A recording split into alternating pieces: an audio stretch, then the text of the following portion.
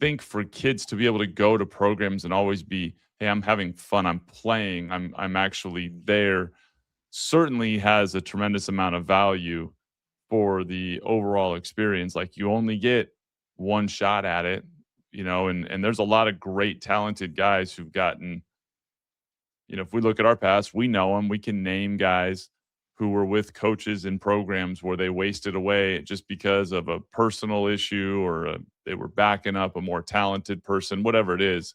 So I think that's a really cool part, is to give that ability to go find a spot where you can play. And like you said, the publicity and visibility. I mean,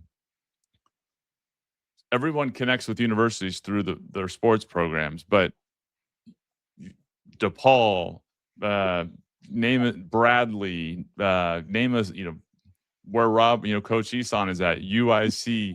Like these schools are schools that when we grew up, we were never going to see them on TV until March Madness.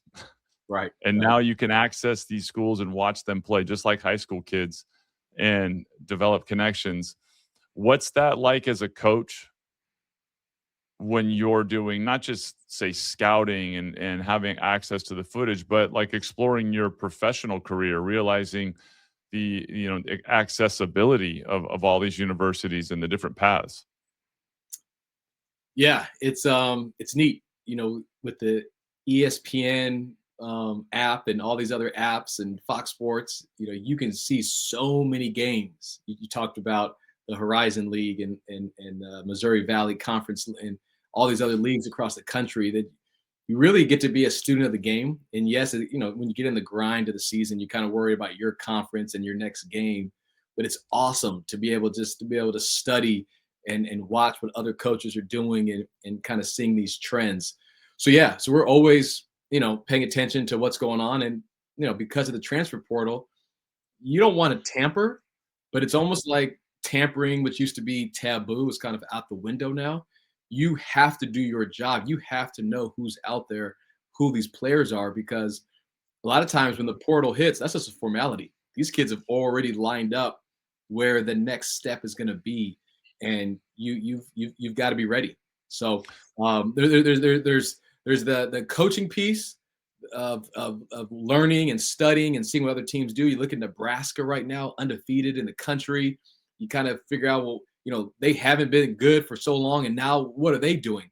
Indiana football, what are they doing? And you get to really study and see what these programs are doing to build these strong foundations, which they have.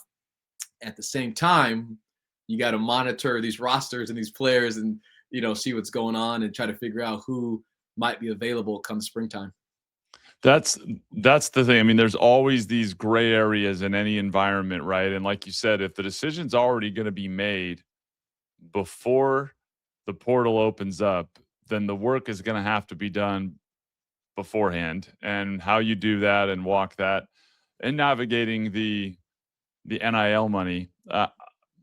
Have a good buddy of mine played at Fresno State, and he works in the with Wasserman these days, and he and I were joking, and he asked him about NIL, and he said, school called him, and first question was, surrounding NIL, and what's your budget? And he goes, that's one of the first questions I have to ask programs now, is like, what's your NIL budget? And he goes, a lot of times their entire NIL budget won't get the player that they're calling about.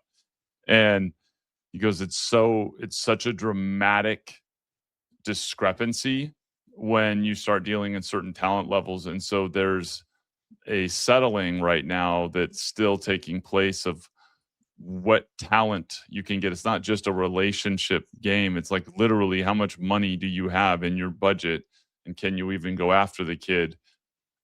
In the Big West, and with the way that works, how has recruiting changed for you guys surrounding that, knowing that like literally certain conversations can't even be had or started because there's a bid out there that's like, you better be at this number or we're not even entertaining that conversation? Yeah, well, first off, I just got to say, I love NIL. I love where we're at in this space. I'm so happy for these college kids to be able to Me too. make a living, set a foundation for them in terms of financially, I also take great pride in the fact that there were people from California that really made this happen. You think about the fight that Ed O'Bannon did, O'Bannon. and Senator Nancy Skinner, who wrote the initial bill, and then Governor Gavin Newsom, who signed it into law. Like, California has had their hands on this, All over this. all over this, man. It's really neat to see.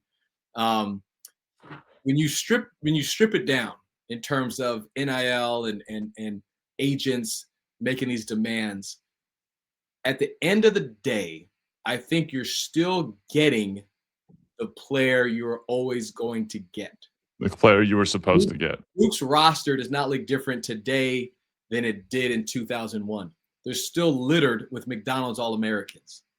You know, UC Davis roster is very strong, as it was, 15 years ago when Jim Les took over. Like, you're gonna get the guy you're gonna get. The hard part is the retention. Like, that's the challenging part. Is these guys play themselves up? Yesterday's price is not today's price. Quoting Fat Joe. That's kind of what you're dealing with. So I also think a lot of the agents are like the people in your industry. They're real estate agents. They're setting prices high. They're coming in offering low. There's so much negotiation.